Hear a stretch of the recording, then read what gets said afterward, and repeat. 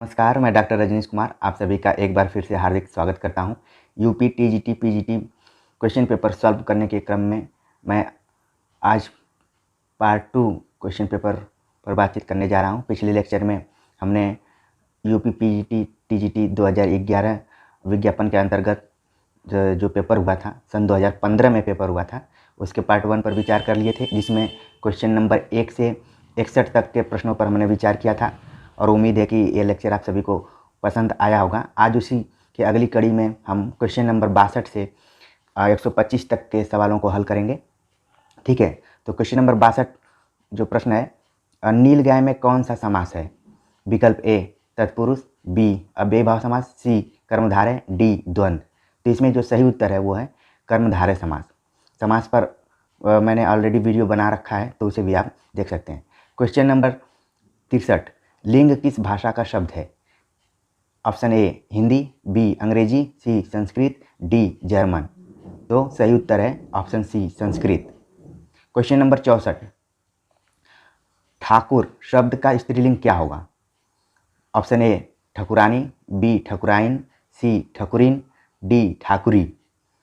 तो इसमें सही ऑप्शन जो है वो बी है, ठकुराइन। लिंग से संबंधित भी मैंने वीडियो बनाया है, स्त्रीलिंग पुल्लिंग, उसको भी आप देख सकते हैं। क्वेश्चन नंबर 65, चिड़िया शब्द का प्रयोग बहुवचन में क्या होता है? ऑप्शन ए चिड़िया, चिड़िया, ऑप्शन ए चिड़िया, बी चिड़ियों, सी चिड़ियों, डी चिड़िए। ठीक है, तो ऑप्शन ए सही है इसमें, चिड़िया। क्वेश्चन नंबर 66, वह कार मेरी है, इस वाक्य में कौन सा कारक है? कारक पर भी मैंने एक वीडियो बनाया है, वचन पर भी वीडियो बनाया, तो आप उसे ज़रूर प्लेलिस्ट में जाकर देखिए, आपको काफ़ी लाभ मिलेगा इसका। क्वेश्चन नंबर 66 है कि वह कार मेरी है, इस वाक्य में कौन सा कारक है? ऑप्शन ए करण, बी संबंध, सी संप्रदाय, डी अधिकरण। तो इसमें ऑप्शन बी सही है, संबंध कारक। ठीक है। क्वेश्चन नंबर 67, अश्व का पर्यायवाची शब्द है? ए घोटक, बी अनंत, सी सुरपति, डी दिनकर। तो इसमें जो सही उत्तर है ए घोटक। अश्व माने घोड़ा, घोड़ा का ही पर्यायवाची है घोटक, और बाकी जो हैं वो अलग अलग शब्दों के हैं, जैसे दिनकर हो गया सूर्य का, सुरपति देवता का, अनंत मतलब असीम आसमान का। ठीक है, तो ये सब अलग अलग शब्दों के पर्यायवाची हैं। इसमें सही जो उत्तर है वो घोटक है, और ये कई बार परीक्षाओं में पूछा भी जाता है। क्वेश्चन नंबर 68, निम्न में से कौन सा पर्यायवाची शब्द युग्म सही नहीं है? ऑप्शन ए कमल का दिया है युग्म मृणाल, बी ओस का निहार, सी आकाश का अम्र, डी गाय का द्विज। तो इसमें जो सही नहीं है ऑप्शन सी, इसमें इसका उत्तर होगा आकाश का अम्र। ठीक है। क्वेश्चन नंबर 69, उत्थान का विलोम शब्द क्या है? ऑप्शन ए प्रस्थान, बी पतन, सी विस्थापन, डी अनुत्थान। तो उत्थान का जो विलोम है वो ऑप्शन बी पतन। क्वेश्चन नंबर 70, उल्लास का विलोम शब्द क्या है? ऑप्शन ए हर्ष, बी विषाद, सी कष्ट, डी नैराश्य। तो इसमें आप देखेंगे कि जो बी और डी ऑप्शन है ये काफ़ी क्लोज है। कई बार परीक्षाओं में विषाद को सही मान लिया जाता है, कई बार नैराश्य को। ठीक है, तो इसमें जो यूपी टीजीटी सेवा चयन बोर्ड है उसने उत्तर माना था नैराश्य, लेकिन कई किताबों में इसका जो उत्तर है वो विषाद भी है। ठीक है, तो अभी इसको सही उत्तर डी मानकर चलते हैं हम, नैराश्य। क्वेश्चन नंबर 71, कम बोलने वाले के लिए एक शब्द क्या होगा? ऑप्शन ए मितभाषी, बी वाचाल, सी चपल, डी मूर्ख। तो कम बोलने वाले को मितभाषी कहा जाता है, ऑप्शन ए।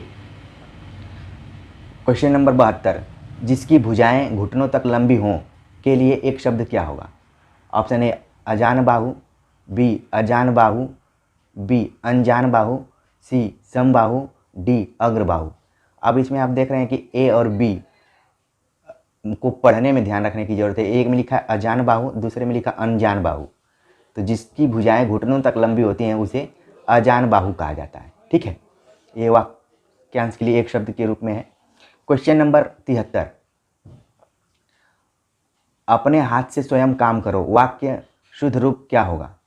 अपने हाथ से स्वयं काम करो वाक्य का शुद्ध रूप क्या होगा? ऑप्शन ए, अपना काम स्वयं करो, बी, अपने से अपना काम करो, सी, स्वयं से काम करो, डी, हाथ से अपना काम करो। ठीक है, इसमें जो सही उत्तर है ए, अपना काम स्वयं करो। क्वेश्चन नंबर 74, एकमात्र सहारा मुहावरे का सही अर्थ है? ऑप्शन ए, आंखों का तारा, बी, नाक का बाल होना, सी, अंधे की लाठी होना, डी, आंखें बिछाना। तो इसका जो सही उत्तर है ऑप्शन सी, अंधे की लाठी होना। क्वेश्चन नंबर 75, ऊंट के मुंह में जीरा का सही अर्थ है? अब इसमें देखिए क्या लिखा है, ऊंट के मुंह में जीर, त्रुटियां हैं इसमें, तो आप ध्यान दीजिए। ऊंट के मुंह में जीरा का सही अर्थ है ऑप्शन ए, बहुत थोड़ा, बी, ऊंट के मुंह में पीड़ा होना, सी, ऊंट को जीरा खिलाना, डी, पेट भरने के लिए कुछ भी खाना। इसमें ऑप्शन ए सही होगा, बहुत थोड़ा। ये व्यवहारिक जीवन में भी मुहावरा बहुत प्रयुक्त होता है।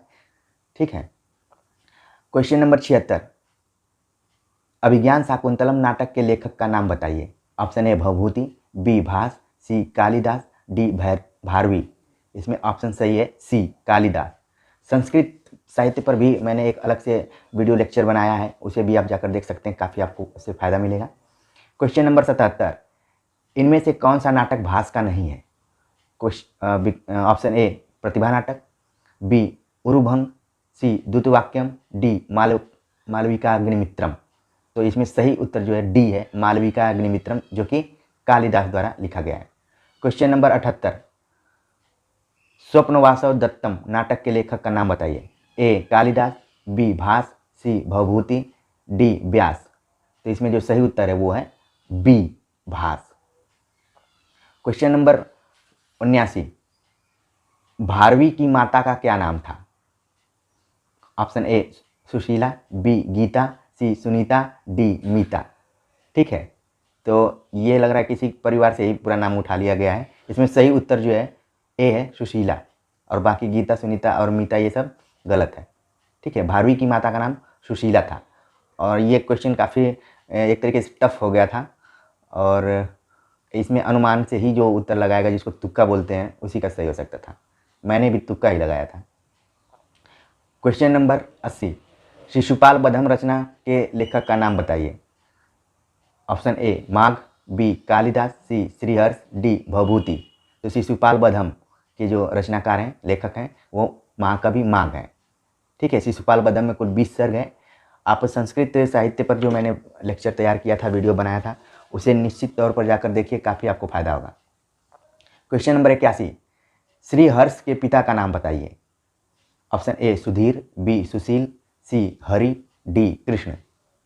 इसके पहले लेखक के माता का नाम पूछा गया था, इसमें पिता का नाम पूछा गया है, तो इसमें ऑप्शन सी सही है, हरि। श्रीहर्ष के पिता का नाम हरि था।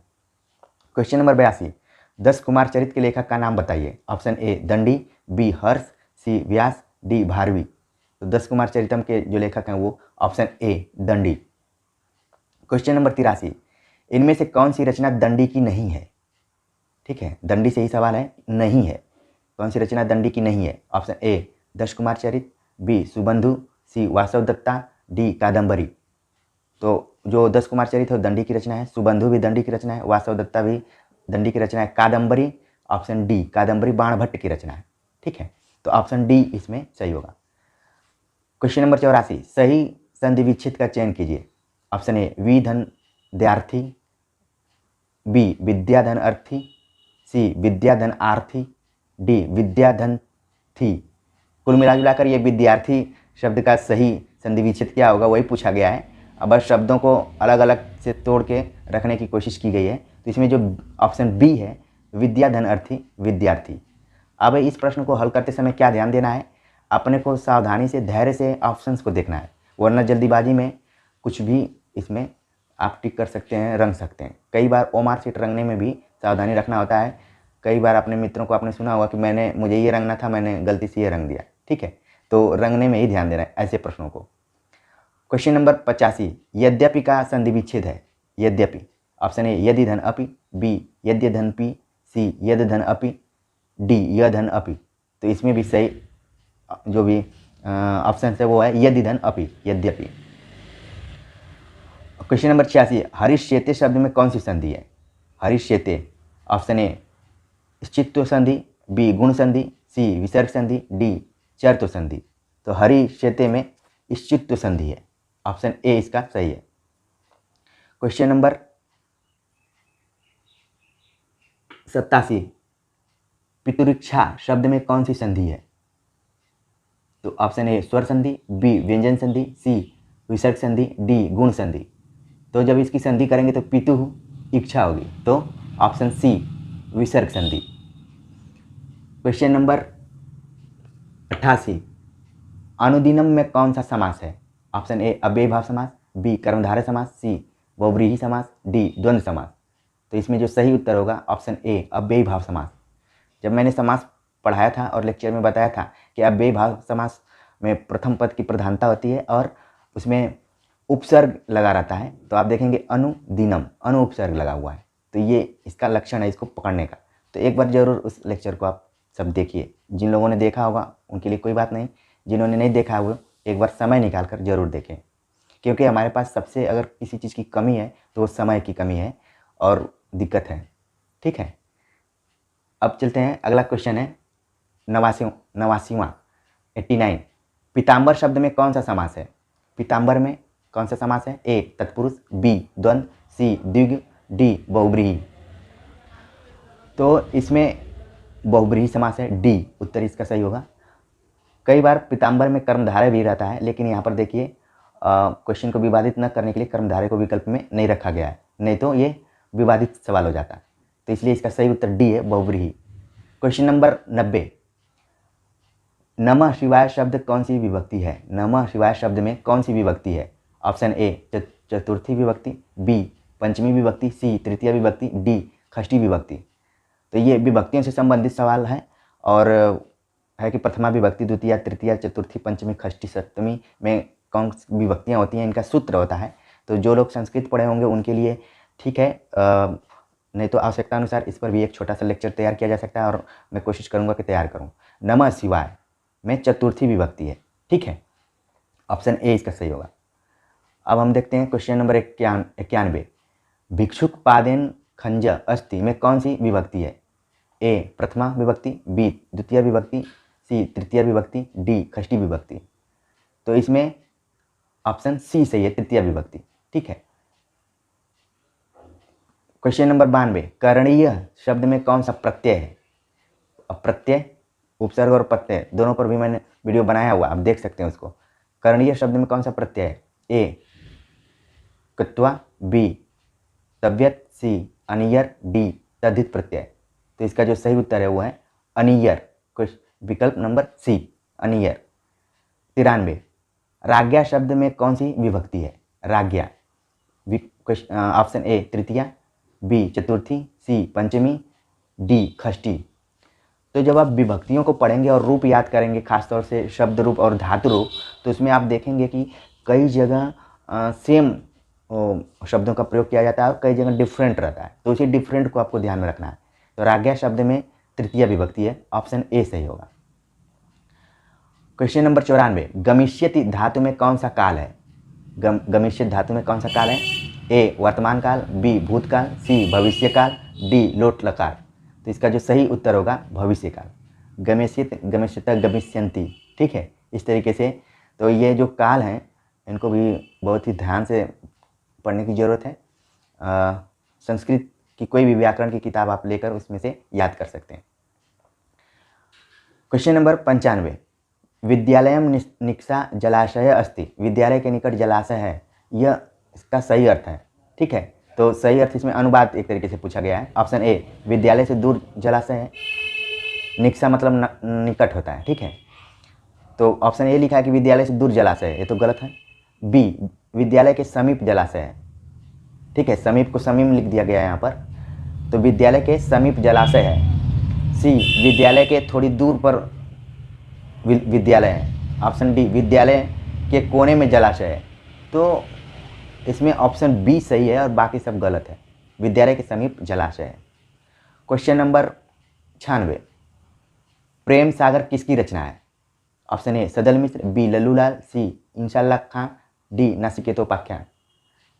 ठीक है, तो इसमें देखिए एक रचना का नाम ही दे दिया है, कितना ये मतलब गैर जिम्मेदारी से पेपर बनाया गया था। एक तरीके से कहें क्रिकेट की शैली में कि ये बहुत ही टर्निंग पिच थी, स्पिनर्स को काफ़ी इसमें मदद मिल रही थी, तो बड़ा ही धैर्य रखकर इसको हल करना था। खैर प्रैक्टिस के लिए आप लोगों के लिए ये सही है, अगर इस तरीके के भी पेपर्स आ जाएंगे और आप इसको सॉल्व कर लेते हैं तो आप दुनिया में कोई भी पेपर सॉल्व कर लेंगे। ठीक है, खैर ध्यान देते हैं। प्रेम सागर किसकी रचना है? जब मैं आधुनिक काल पढ़ा रहा था और फोर्ट विलियम कॉलेज का जिक्र किया था तो उसमें 4 लेखकों के बारे में चर्चा की गई थी, जिसमें कि इंशाल्लाह खां, लल्लूलाल, सदल मिश्र और सदा सुखलाल का नाम आता है। तो प्रेम सागर जो है वो लल्लूलाल की रचना है, ऑप्शन बी सही है। ठीक है, क्वेश्चन नंबर 97, इनमें से कौन कलकत्ता के फोर्ट विलियम कॉलेज से संबद्ध थे? अब वो आ गया, इसको मैंने बताया हुआ है, आप जब लेक्चर सुनेंगे तो पूरा क्लियर हो जाएगा। आधुनिक काल जाकर प्ले लिस्ट में देख लीजिए। क्वेश्चन नंबर 97, इनमें से कौन कलकत्ता के फोर्ट विलियम कॉलेज से संबद्ध थे? ए लल्लूलाल, बी इंशाल्लाह खां, सी सदा सुखलाल, डी भारतेंदु हरिश्चंद्र। तो इसमें लल्लूलाल जो फोर्ट विलियम कॉलेज से संबंधित थे। ठीक है, इसके अलावा सदल मिश्र थे। 98, क्वेश्चन नंबर 98, पौमचरियुग किसकी रचना है? पौमचरिक लिख रहा है, पौमचरियुग किसकी रचना है? Option A Abdul Rahman, B Vidyapati, C Swayambhu, D Chand Bardai. तो इसमें जो सही ऑप्शन है सी स्वयंभू। ठीक है, क्वेश्चन नंबर 99, निम्नलिखित में से कौन सा नाम आदिकाल का नहीं है? ऑप्शन ए वीरगाथा काल, बी गद्यकाल, सी चारण काल, डी सिद्ध सामंत काल। तो आप देख रहे हैं कि गद्यकाल ऑप्शन बी इसमें सही है और ये आधुनिक काल का नाम है। आचार्य रामचंद्र शुक्ल ने आधुनिक काल को गद्यकाल भी कहा था। क्वेश्चन नंबर 100, इनमें से कौन सा कवि आदिकाल का नहीं है? Option A Chandbardai, B Jagnik, C Nabhadas, D Dalpat Vijay. तो इसमें सही उत्तर जो है वो है सी नाभादास, ये भक्ति काल के। क्वेश्चन नंबर 101, हिंदी का प्रथम महाकाव्य किस रचना को माना जाता है? ए कामायनी, बी साकेत, सी रामचरितमानस, डी पृथ्वीराज रासो। तो इसमें सही उत्तर होगा डी पृथ्वीराज रासो। और एक गुजारिश है कि हिंदी के जो प्रमुख महाकाव्य हैं उन पर भी मैंने एक लेक्चर तैयार किया हुआ है, आप जरूर जाकर देखिए। उसमें तथ्यों जो परीक्षा के दृष्टिकोण से महत्वपूर्ण तथ्य हैं उन पर बारीकी से मैंने प्रकाश डाला है, आपके आगामी परीक्षाओं के लिए काफ़ी महत्वपूर्ण साबित हो सकता है। क्वेश्चन नंबर 102, इनमें से कौन सी रचना आदिकाल की है? ए सूरसागर, बी विद्यापति पदावली, सी बीजक, डी भ्रमरगीत। तो इसमें सही उत्तर होगा बी विद्यापति पदावली। ठीक है, और कई बार ये पदावली ही आ जाता है नाम से, विद्यापति नहीं रहता है, तो ध्यान रखिए इसमें बी सही है। क्वेश्चन नंबर 103, तीन है कि विशल देवरासों के रचयिता कौन है? ए जगनीक, बी नरपति नाल, सी भट्टकेदार, डी चंद्रवरदाई। तो विशल देवरासों के नरपति नाल, ऑप्शन बी सही है। आदिकाल से बहुत सारे सवाल पूछे जा रहे हैं। क्वेश्चन नंबर 104, इनमें से कौन सी भाषा आदिकाल की है? ए ब्रज भाषा, बी खड़ी बोली, सी डिंगल पिंगल, डी अवधी। तो इसमें जो ऑप्शन सी है डिंगल पिंगल, ये आदिकाल की भाषा है। डिंगल जिसमें राजस्थानी और अपभ्रंश का मिश्रण है, पिंगल जिसमें ब्रज और अपभ्रंश का मिश्रण है। ये दोनों अलग अलग शैलियाँ हैं लेकिन इस विकल्प में एक ही साथ जोड़ दिया गया है। ब्रज भाषा जो कि भक्तिकाल और रीतिकाल की प्रमुख भाषा रही है, खड़ी बोली आधुनिक काल की, और अवधी भक्ति काल की एक प्रमुख भाषा रही है। ठीक है, क्वेश्चन नंबर 105, हिंदी के किस काल को स्वर्ण युग कहा जाता है? ए छायावाद, बी रीतिकाल, सी भक्तिकाल, डी आदिकाल। तो इसमें सही उत्तर है सी भक्तिकाल। Question number 108, 106, question number 106, Kabirdas की मृत्यु कहाँ हुई? A Kashi, B Maghar, C Banaras, D Allahabad. तो सही उत्तर है B Maghar. Question number 107, Kabirdas के गुरु कौन थे? A Ramchandra, B Raghavanand. अब इसमें देखिए 1 2 3 4, 2 बार ए लिख दिया है। ए रामचंद्र, बी राघवानंद, सी दयानंद, डी मायानंद। इस क्वेश्चन को हटा दिया गया था। आप देख रहे होंगे कि मैंने यहाँ पर खुद फाल्स लिखा हुआ है, उस पर ऑब्जेक्शन किया गया था, यह इस प्रश्न को ही हटा दिया गया था। हटाने लायक भी है। आप देख रहे होंगे कि इनके गुरु थे रामानंद, अब उनका कहीं नाम ही नहीं है। कई नंद को इसमें जोड़ दिया है लेकिन रामानंद को भूल गया है।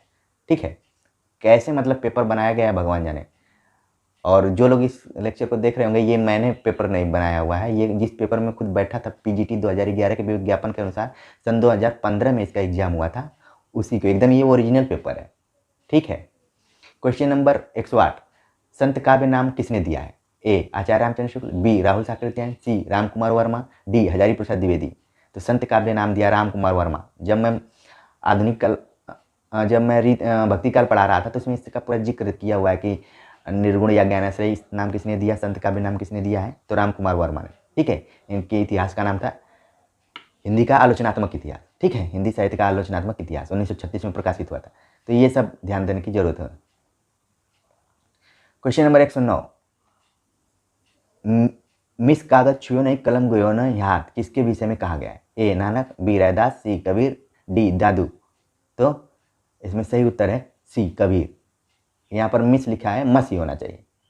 क्वेश्चन नंबर 110, अजगर करे न चाकरी पंछी करे न काम किसने कहा है?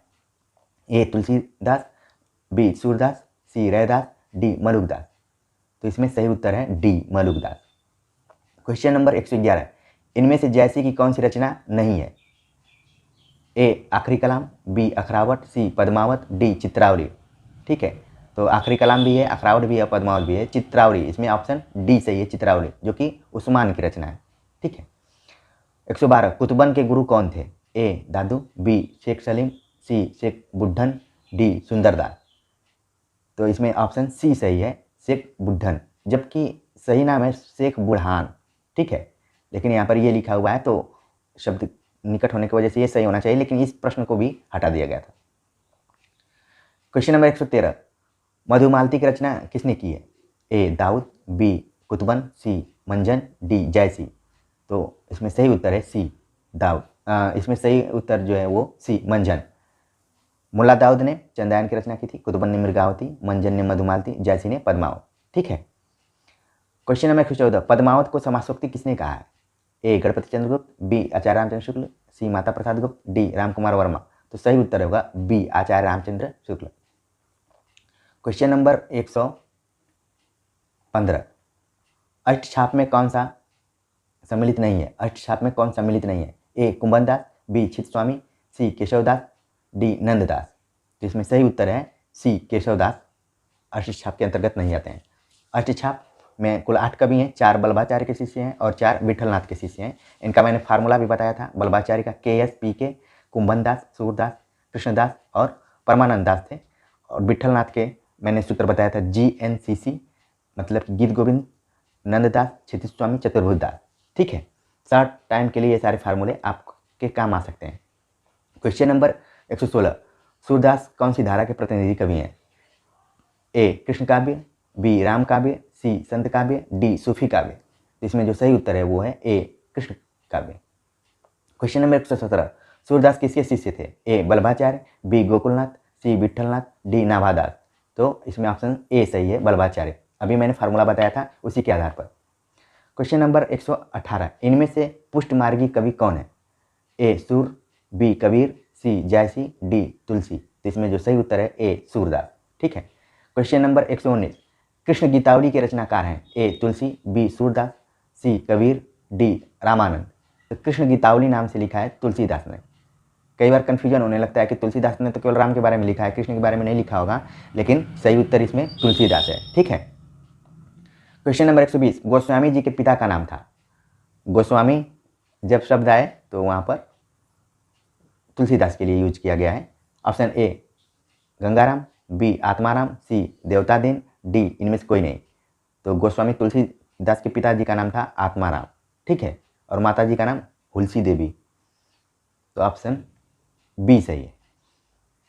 क्वेश्चन नंबर 121, रामचरितमानस की भाषा है? ए अवधी, बी ब्रज, सी मैथिली, डी खड़ी बोली। इसमें जो सही उत्तर है ए अवधी। रामचरितमानस कुल 7 कांडों में है। ठीक है। क्वेश्चन नंबर 122, बिहारी किस धारा के कवि हैं? ए रीतिसिद्ध, बी रीति युक्त, सी रीतिबद्ध, डी स्वच्छंद। स्वच्छंद को देखिए कैसे लिखा हुआ है, कितना गलत लिखा है। ठीक है, तो इसमें जो सही उत्तर है ए रीतिसिद्ध। बिहारी रीतिसिद्ध में आते हैं और ये इकलौते कवि हैं। क्वेश्चन नंबर 123, दृग ऊर्जत टूटत कुटुम जुरत चतुर चितप्रीत, यह कथन किसका है? Option A Bihari, B Tulsi, C Jayasi, D Kabir. ये प्रश्न एक तरीके से दोहराया गया है। इससे पहले आ रहा था कि इसमें कौन सा अलंकार है, ये लग रहा है कि जो पेपर सेट करने वाला था ये उसको दुआ काफ़ी पसंद आ रहा था। ठीक है, तो अब ये पूछ दिया कि किसका कथन है, किस कवि का है, तो ये सही उत्तर है ए बिहारी। ठीक है, क्वेश्चन नंबर 124, इनमें से कौन सा कवि ऋतुमुक्त नहीं है? ए घनानंद, बी आलम, सी बोधा, डी बिहारी। तो जो घनानंद, आलम, बोधा ये लोग रीतिमुक्त कवि के अंतर्गत आते थे और बिहारी रीति सिद्ध के अंतर्गत, अभी यहाँ पर मैंने बताया क्वेश्चन नंबर 122 में। ठीक है, तो ऑप्शन डी इसमें सही होगा। और 125, क्वेश्चन नंबर 25, घनानंद किस वर्ग के कवि हैं? ए रीतिबद्ध, बी रीतिमुक्त, सी रीति सिद्ध, डी छायावाद। तो अब तो इसको याद करने की जरूरत भी नहीं है, ऊपर ही जस्ट इसके ऊपर ही बताया कि रीतिमुक्त में कौन नहीं है, तो ये 3 तो हैं। फिर उसी से संबंधित सवाल पूछ रहा है कि घनानंद किस वर्ग के कवि हैं, तो ऑप्शन बी होगा रीतिमुक्त। तो कई बच्चे कमेंट्स कर पूछते हैं कि उनके पास समय नहीं है और 1 महीने में वो कैसे तैयारी करें, तो मेरे यही कहना है कि घबराने की ज़रूरत नहीं है। आप कूल माइंड करके अगर प्रश्न को हल करेंगे तो जब आप पेपर देने जाते हैं तो उसमें तो प्रश्न का उत्तर ही रहता है, बस आपको बस उसको ढूंढना रहता है। ऐसा तो है नहीं कि आपको याद करके जाके लिखना है उसमें। तो थोड़ा सा दिमाग आप कंसंट्रेट करके कूल करके रखेंगे, घबराएंगे नहीं, तो न आता हुआ प्रश्न भी लोग हल करने लगते हैं। और कई बार आप सुनते होंगे कोई 1 रात ही पढ़ा रहता है, कोई 1 सप्ताह पढ़ा रहता है, कोई 1 महीना पढ़ा रहता है, कोई साल भर किसी भी परीक्षा की तैयारी कर सफलता हासिल करे, ये ज़रूरी नहीं है। ठीक है, हम इस पर बातचीत करेंगे, लेकिन आप कमेंट्स कर ये बताइए कि ये जो पेपर मैंने हल कराया 2015 में इसका एग्ज़ाम हुआ था, लेकिन विज्ञापन 2011 में निकला था, आप सभी को कैसा लगा कमेंट्स करके ज़रूर बताइए, क्योंकि कमेंट्स ही आपसे जुड़ने का एक माध्यम है। मिलते हैं नए प्रैक्टिस सेट के साथ, ओरिजिनल पेपर के साथ, तब तक के लिए नमस्कार।